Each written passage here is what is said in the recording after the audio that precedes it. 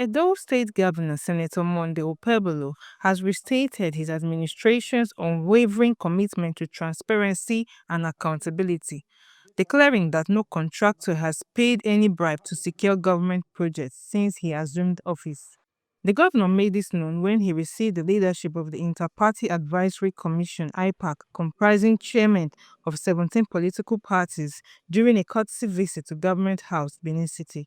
He noted that his administration is building a new culture of integrity in public service, where merit, not favoritism, determines who gets what. Okpebholo, who was accompanied by leaders of the All Progressives Congress (APC), expressed appreciation for IFAC's solidarity and pledged continuous openness in governance. He emphasized that his government remains committed to inclusive leadership that prioritizes the welfare of all Edo people, regardless of political affiliation. Reaffirming his zero-tolerance policy toward corruption, the governor vowed to sack inefficient and non-performing contractors, warning that mediocrity will not be tolerated.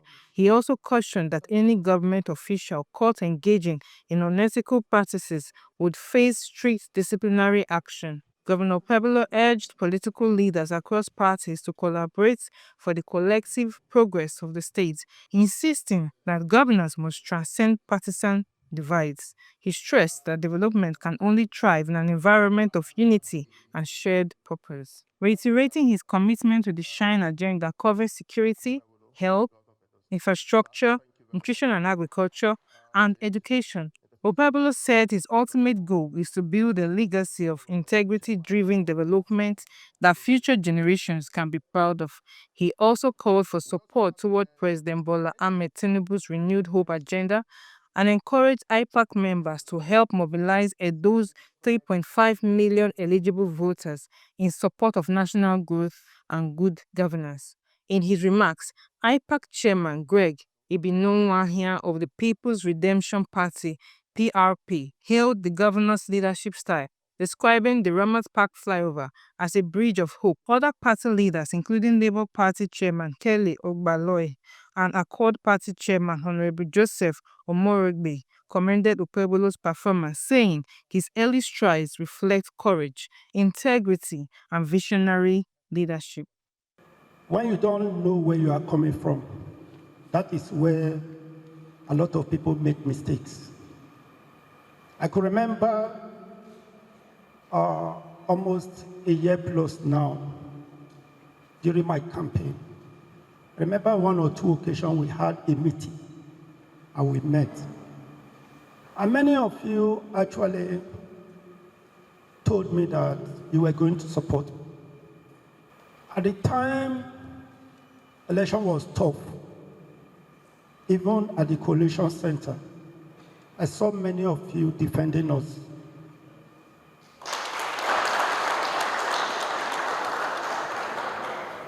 Because the common goal was for us to get rid of bad governance out of this land. That was our common interest. And the second common interest was to provide good governance for this state. And the third one was development for Edo State. So I find you as partner to this government.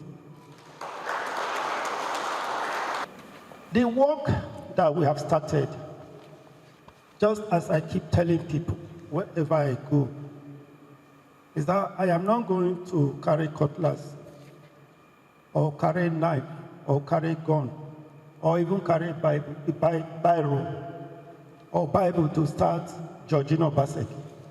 And though people will judge Obaseki by what they see.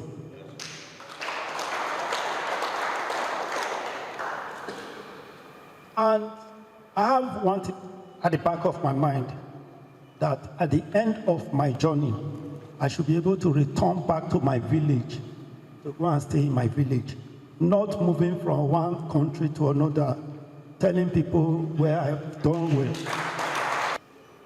Well, a lot of people didn't believe in me. They didn't believe we can deliver. I started business, and as an IT person, I'm very calculative. My was to deliver technical to my customer, to my client. That is exactly what you are seeing today. My own is to deliver the developmental project for Edo people.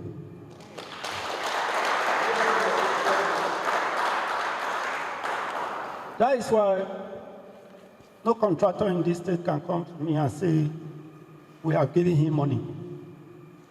I can stand on the road, I can stand anywhere to see you are not doing well, I will revoke that contract. Because no money, exchange hand. So I'm confident, very confident. So all our contractors are ready. They buckle up, they know it's not business as usual, and giving them contract to do, because I won't tell them I'm coming. My own, I can wake up, I can even go there in the night. I've gone to sites in the night. I've gone to sites on Sundays. So that shows that I know what I want, I know what I'm doing, and I know people are watching, and they are expecting so much from us. I would like to quickly give you a brief profiling of IPAC. IPAC was put together more or less a child of INEC and ECOWAS ahead of 2007 general elections. And the purpose of putting IPAC together was to foster dialogue among parties, the various parties, in view of working with INEC to ensure proper management of elections, and to also help galvanize opinions, diverse opinions which different parties have, so that oftentimes we can reduce tension and reduce conflagrations in terms of altercations ahead of elections. So I think IPAC plays a major statutory role in helping to deepen democracy in Nigeria. If there's anybody that has come or has paraded itself as a representative group for all the parties in the state, I think that group is lying. This is the only group that is known and recognized by INEC and by the Nigerian Constitution as representing the interests of all parties in Nigeria. So far, so good. As the name goes, we have not done badly in playing the role of an advisory group in terms of helping to ensure elections are largely without violence and crisis. If you recall, during the last elections, your very election, the peace group, as led by General Abdulsalam Abubakar and Reverend Kuka and others, were in town during the last elections, and we played a major role trying to bring all warring parties together to ensure that elections was free and fair. I think we did our best. So it is our interest and purpose to continue to play that role at the state level. And of course, that is the reason why we'll be eager and anxious to see you, so that we can establish a relationship with you. As a matter of fact, since you came into office, my national chairman, Halaji Dantale, has been in touch with me asking, Chairman, how are you faring with the new governor in Edo State? And I told him a couple of times that I'm making attempts to see him. I'm sure after today, we'll have a cordial relationship and work together so that we can make your determination to provide for the good interest of the people of Edo State fruition. Before I go ahead, I want to quickly also mention that this is the second time IPAC is seeing you. The first one was just before you were elected. You could remember, the national came to town. I called my leader as usual. I said, the national and state IPAC want to meet with Oga. Within 30 minutes, we were in your house. To me, that signaled that we're going to have a robust and very sweet working relationship with you when you come into power. I could remember how you received us that day, and we left there very happy. And I want to say that we in Edo IPAC want to continue in that trajectory. We want to ensure that we establish a relationship with you such that at the end of the day, we'll be proud to be part of your government. Because from what I've seen so far, the way you are taking off, you have a lot to offer to Edo people. And especially with the wonderful projects, I will come to that you started putting on ground. So that is that. So basically, why we are here today, sir, like I said, is to felicitate with you, because it's often our determination, because we know there is no bad government. That is what I've always believed. For in as far as the person is human, when you assume the mantle of leadership, your determination is to deliver the dividends of democracy. But what I often see are distractions at times. And sometimes some of our leaders over-politicize issues. And that can make a government to derail. And people oftentimes see the performances of the government from different perspectives. As chairman of IPAC, what I've seen so far is that you've started well. Categorically, the landmark project that you started at the Ramad Park, for me, is a legacy project, which will outlive your government and will stand the test of time. We've not seen the construction or the erection, so to say, of any major infrastructure within the urban space in the last many years since the inception of this state. A flyover, we don't have one. We have some at the edges, that was by the federal government. We see that is a major project. It was a wise one for you as an individual, which will benefit you as an individual, your party, and the people too. It will benefit you because people will keep mentioning it, and it will help your political fortune when you seek for re-election. I believe that. So I think I'm very happy for you over that. Then again, secondly, it will also help in easy traffic within that region. I'm sure there's nobody that is not happy about that. So I say kudos for that. IPAC greets you over that, for starting that. Then secondly, I also want to quickly mention, you did something very wonderful lately for regularizing the appointment of about 5,000 teachers. 5,000, those who were not too sure whether they will remain in office or as teachers in the next 1 month or the other. You came and you gave them the assurances that, look, from today you are permanently a staff of the state government. That is a lifeline. Is a lifeline not just for the individuals involved, but for their dependents. What you see before you right now is that the authentic chairman of Labour Party is before you. I am not to change the narratives of discussion that have been done here. In natural sense, the chairman has spoken so eloquently about Inter-Party Advisory Council. On the ordinary, I would have decided not to make any statement anymore because he closes it as far as I am concerned, because his output was concise and spoke the minds of members of Inter-Party Advisory Council. But for one reason, I thought I should speak, is to situate the advisory capacity of Inter-Party Advisory Council. In most respects, advisory is seen as lame. Advisory is seen as just a mere statement. But as far as Inter-Party Advisory Council is concerned, advisory is functional. It is very important. Oh, it is not just supporting the government of the day. It is to offer adequate advice in some of the policies and the operations of government, to which we actually ask your synergies. There are so many things that go with the governance. There are deep criticisms that go around.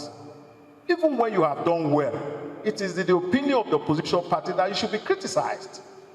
IPAC will advise and sit in the middle to ensure that what is good is publicized and what is not good is advised about and not to take it to the public. So I thought I need to say this so that the government will understand the advisory function of Inter-Party Advisory Council is not just mere.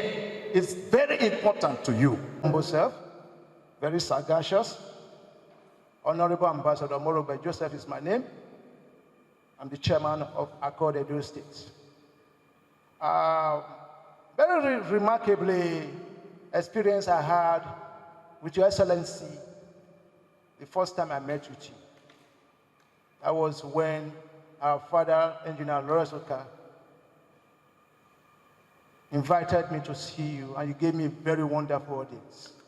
I must respect you for that you are a man of your word. Your Excellency, it is very glaring when you mentioned to me that you respect this traditional institution, and I see it in you. And I pray this hour that the gods of this land will energize you and give you more power to work harder in the states. We have seen the works you are doing, Your Excellency. We have equally heard and seen that you are a man of just small words, but you are a man of big action. My very chairman, IPAC, have said it all, because today is not to start talking. What we came for, Your Excellency, is that all the chairmen in the 90 political parties we have in Nigeria, that IPAC is how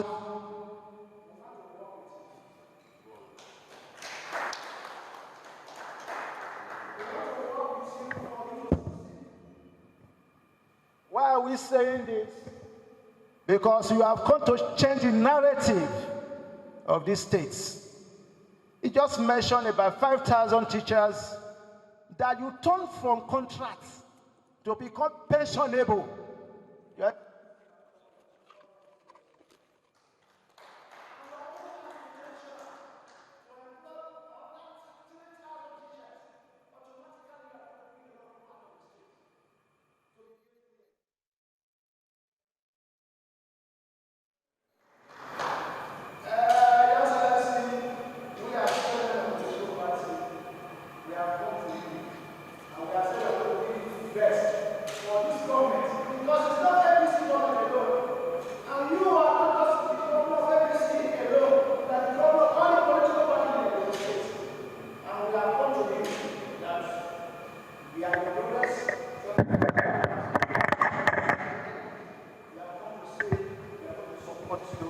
Totality.